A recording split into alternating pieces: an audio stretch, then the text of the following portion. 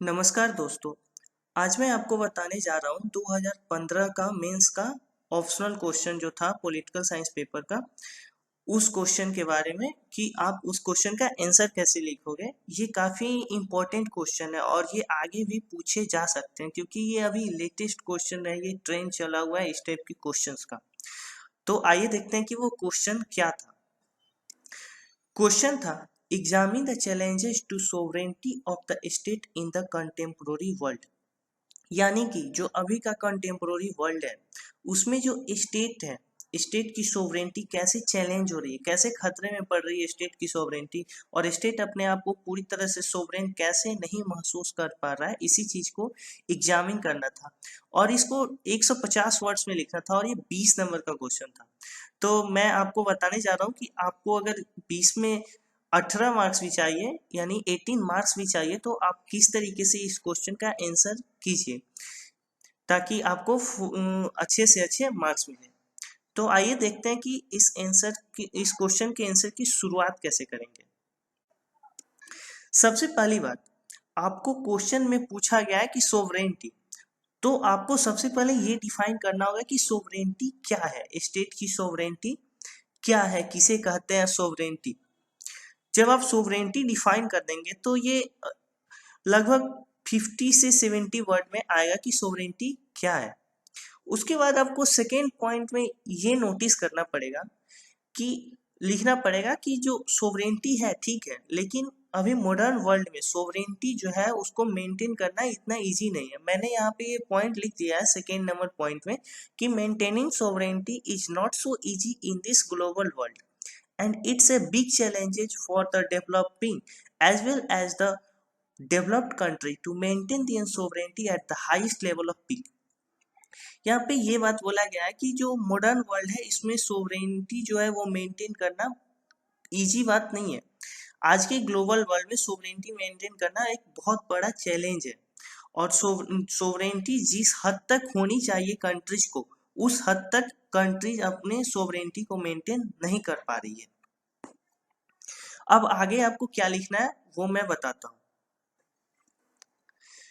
आगे एक बात ये लिखना है कि जो अभी के मॉडर्न वर्ल्ड है इसमें क्या हो रहा है कि डिप्लोमेटिक पॉलिटिक्स जो है, यानी कि सारे देश जो है एक दूसरे के साथ डिप्लोमेसी पॉलिटिक्स कर रहे हैं, कोई भी लड़ाई नहीं करना चाह रहा है, बस डिप्लोमेटिक बातचीत करना चाह रहा है कि कैसे दूसरे देश को सिर्फ मतलब डिप्लोमेटिक तरीके से ही नुकसान पहुंचाया जा सके ताकि मेरी इकोनॉमी उस देश की इकोनॉमी से अच्छी हो।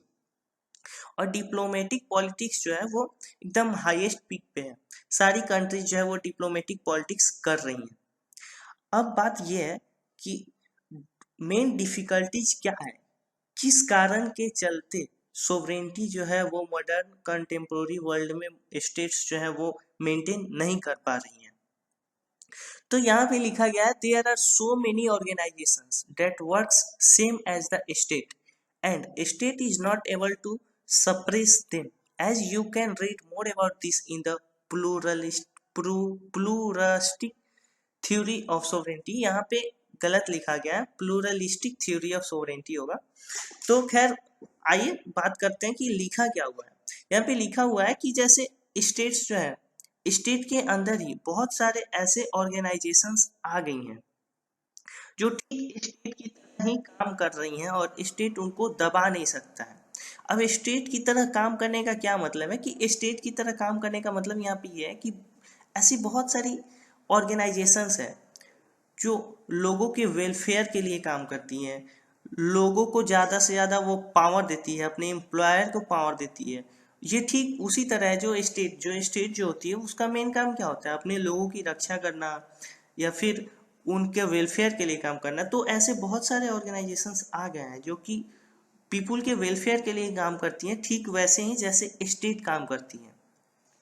अगर आपको इसके बारे में ज़्यादा जानना है तो आप प्लूरलिस्टिक थ्योरी ऑफ सोवरेनिटी पढ़ सकते हैं, वहाँ पे एकदम अच्छे से समझाया जाएगा आपको कि कैसे ऑर्गेनाइजेशंस जो हैं वो स्टेट की तरह ही काम कर रही हैं। तो आपको अगर आंसर लिखना है तो आपको प्लूरलिस्टिक थ्योरी ही इसमें लिखना होगा।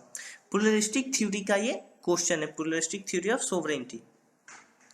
दूसरा प्रॉब्लम ये है स्टेट की सोवरेनिटी मेंटेन करने में कि जो भी मॉडर्न स्टेट्स है वहाँ पे बहुत सारी डिफ़िकल्टीज हैं। जैसे इंडिया में ही देख ले तो अब टेररिज्म के चलते बहुत सारी डिफ़िकल्टीज आती रहती हैं। टेररिज्म एक बहुत बड़ा इशू है, ग्लोबल वार्मिंग इशू है।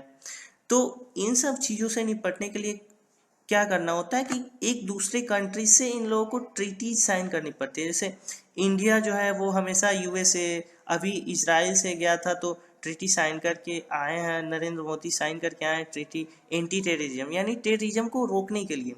तो इन सब के चलते क्या होता है, जब एक देश दूसरे देश के साथ जब ट्रीटी साइन करते हैं तो उनकी सोवरेनिटी कमजोर पड़ जाती है, क्योंकि वहाँ पे फिर ये होता है कि दूसरे कंट्री जो है वो यहाँ पे लिखा हुआ है for the safety of the with some other states or the group of states other countries interfere।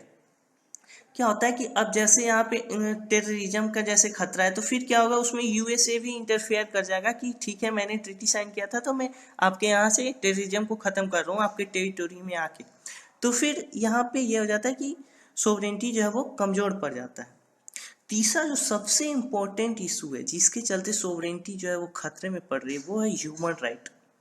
Human rights जो है वो यूनाइटेड नेशन क्या बोलता है कि किसी भी कंट्रीज में जहाँ पे उनके अंडर टेरिटोरी में भी अगर उसको लगता है कि यहाँ पे ह्यूमन राइट्स का वायलेशन हो रहा है तो वो क्या करता है कि उस कंट्रीज के टेरिटोरियल में अंदर टेरिटोरी में जाके और उनके रूल को अफेक्ट करता है। बोलता है कि आप ह्यूमन राइट का वायलेशन कर रहा है इसीलिए मैं आपके टेरिटोरी में आके अपना रूल कर रहा हूँ। तो इसके चलते क्या होता है कि स्टेट जो है उनकी सोवरेनिटी मतलब बिल्कुल ख़त्म ही हो जाती है। ऐसे बहुत सारे एग्जांपल्स हैं, जैसे यूएसए को आप देख सकते हैं हमेशा दूसरी कंट्रीज में जाके बोलते रहते हैं कि यहाँ पे ह्यूमन राइट वायलेशन हो रहा है इसलिए मैं अपना रूल लगा रहा हूँ, अपने सैनिक को भेज रहा हूँ। अब आगे देखते हैं कि आगे आपको क्या लिखना है। अब फिर सबसे लास्ट में आप पैराग्राफ चेंज करके आपको लिखना होगा कि एक कंक्लूजन देना होगा कि ठीक है सोवरेनिटी खतरे में है मॉडर्न स्टेट्स की या स्टेट्स की कंटेम्प्रोरी वर्ल्ड में सोवरेनिटी खतरे में है, लेकिन फिर भी अभी भी स्टेट्स जो है वो सोवरेन है। तो कैसे हैं, तो आप इसमें कंक्लूजन में ये लिख सकते हैं कि स्टेट जो है वो अभी भी सोवरेन है क्योंकि जो भी ट्रीटीज साइन होती है वो कुछ एक हद तक साइन होती है कि आप इतने ही तरह के इंटरफेयर कर सकते हैं। अब अगर इंडिया जाके यूएसए से ट्रीटी साइन कर लेता है कि आपको टेररिज्म एंटी टेररिज्म पे ट्रीटी साइन किया हुआ, तो ये यूएसए ये नहीं बोल सकता कि आप हमसे ट्रीटी साइन कर लिए आप फिर दूसरे कंट्री से ट्रीटी साइन नहीं कर सकते। तो इस तरह से जो ट्रीटी होती है उसके बाद भी स्टेट्स जो है वो आज़ाद रहती हैं कि आप जो चाहे वो कर सकते हैं अपने। ये अब ये से ये नहीं बोल सकता है कि आपने ट्रीटी मेरे साथ साइन कर लिया तो मैं आपके कॉन्स्टिट्यूशन को बदल दूंगा या आप मेरे कॉन्स्टिट्यूशन के हिसाब से चले। तो यहाँ पे इंटरनल सोवरेनिटी जो है वो बनी रहती है और एक्सटर्नल सोवरेनिटी भी इस हद तक बनी रहती है कि आप ये नहीं कर सकते कि आप दूसरे कंट्री से ट्रीटी नहीं साइन कर सकते हैं या फिर ट्रीटी ख़त्म भी कर सकते हैं। तो फिर अगर आपको ये अच्छा लगा तो आप लाइक कीजिए, शेयर कीजिए, सब्सक्राइब कीजिए। और दोस्तों अगर आपका रिस्पॉन्स अच्छा रहा तो मैं फिर आगे और भी क्वेश्चंस ऐसे ही प्रैक्टिस कराते रहूँगा। Thank you.